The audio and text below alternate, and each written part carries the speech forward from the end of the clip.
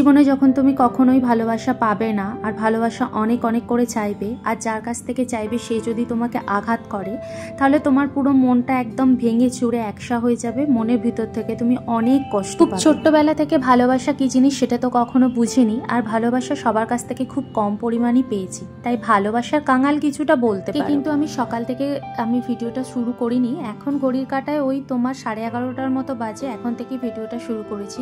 শুভ সকাল, কেমন আছো তোমরা? আশা করি ভালো আছো, আর আমিও ভালো আছি। পুরুলিয়া জেলার ছোট্ট শহর থেকে আমি নতুন আরও একটি ভিডিওতে তোমাদের সবাইকে জানাই অনেক অনেক স্বাগত। ওই যে আগের দিন অনেক বিস্কিট নিয়ে এসেছিলাম, শ্বশুরমশাইয়ের জন্য কিছু রেখে আর নিজের জন্য কিছু ওই বিস্কিট এনেছি, সেগুলোকে ডাবার মধ্যে ঢেলে রাখছি, না হলে বাইরে পড়ে থাকলে সিথিয়ে যাবে আর খেতেও বিরক্ত লাগবে।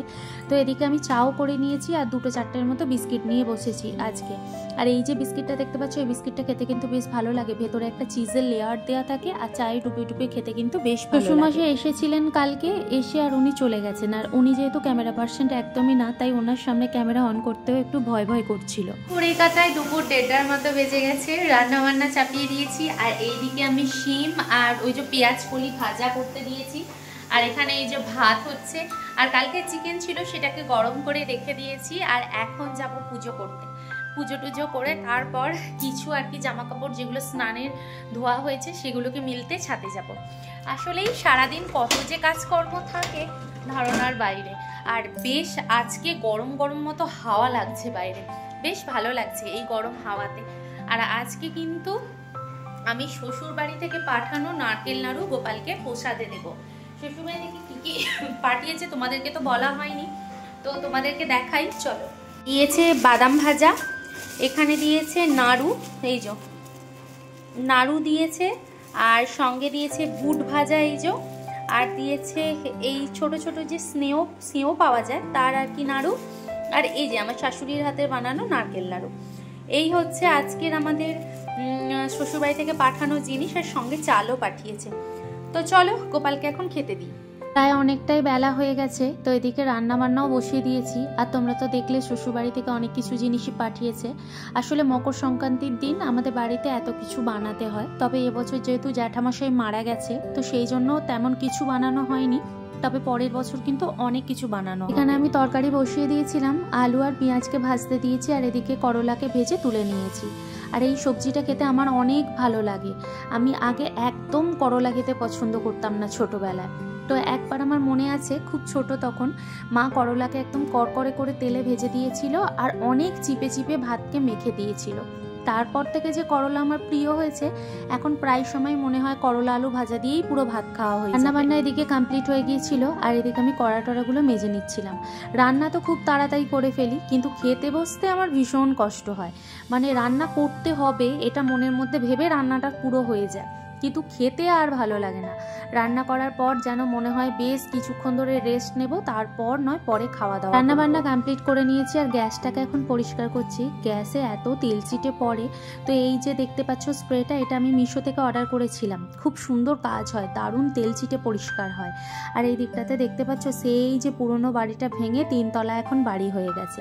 মানুষের যতই থাক, মানুষ শুধুই চাই আর চাই, অল্পতে মানুষ সন্তুষ্ট না, কিন্তু আমি খুব অল্পতেই সন্তুষ্ট।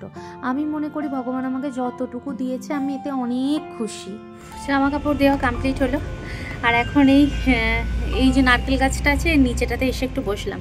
আর তোমরা ওই দেখো রাধাকৃষ্ণ দর্শন পাচ্ছ নিশ্চয়। একটা কথা হঠাৎ করে মনে হলো, সেটাই ভাবলাম তোমাদের সাথে শেয়ার করি। আগের দিনে বলা হতো 51বর্তী পরিবার মানেই খুব সুন্দর পরিবার, 51বর্তী পরিবারে মানেই হলো একে অপরের সঙ্গে থাকবে, একে অপরের বিপদে পাশাপাশি থাকবে, একে অপরের সঙ্গে থাকবে, বিপদ হলেই ছুটে যাবে, একসঙ্গে থাকার মজাটাই অন্যরকম, ভাগযোগ করে খাওয়ার।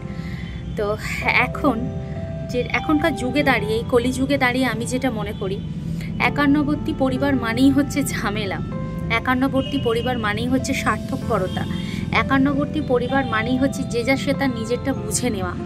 51বর্তী পরিবারের থেকে একা থাকায় অনেক শান্তি আছে। একটা পরিবার, এখনকার মানুষের মেন্টালিটি অন্যরকম হয়ে গেছে। একসঙ্গে যখন সবাই বসবাস করে বা একসঙ্গে যখন সবাই থাকে, সবাই চায় তার সংসারের মধ্যে তার কর্তৃত্বটাই ফলুক, আবার অপরজন চায় যে তার কর্তৃত্বটা ফলুক। তো এইভাবে হতে হতে জীবনের অর্ধেকটা টাইম চলে যায়। সুখ পাওয়া তো দূরের কথা, তাদের দুঃখতেই জীবন কেটে যায়। জীবনের অর্ধেক জিনিস পাওয়া হয় না, অর্ধেক জিনিস হারিয়ে ফেলে, অর্ধেক জিনিস সব নষ্ট হয়ে যায়।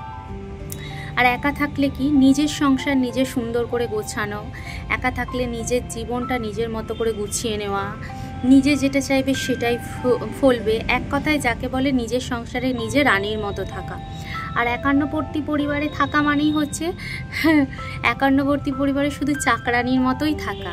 নিজের কোনো মনের শখ থাকবে না, স্বাদ থাকবে না, লোক যেটা বলবে সেটাই নিজেকে শুনতে হবে। তাই আমি মনে করি একা থাকা সব থেকে ভালো। তাতে সম্পর্ক সবার সঙ্গে সুন্দর থাকে, মিষ্টতা থাকে, সকলের সঙ্গে ভালোবাসা থাকে। যখন তুমি একটা পরিবারে যাবে সকলেই বলবে বসো খাও, আর যখন তুমি সেখানে রোজ রোজ থাকতে শুরু করবে প্রত্যেকের সঙ্গেই তোমার মনোমালিন্য হবে, এটাই স্বাভাবিক। তো যাই হোক, যেটা মনে এসেছে সেটাই আমি বলেছি, কেউ আবার রাগ করো না, কারণ আমার যেটা মনে হয় আমি সেটাই শেয়ার করলাম। এই যে খাবার নিয়ে বসে পড়েছি, ভাত, এখানে করলা আলু সবজি, এখানে ভাজা, আর এখানে আছে লাল লাল চিকেন, সব একবারে নিয়ে বসে পড়েছি। আর এই সবজিটা আমার অনেক প্রিয়।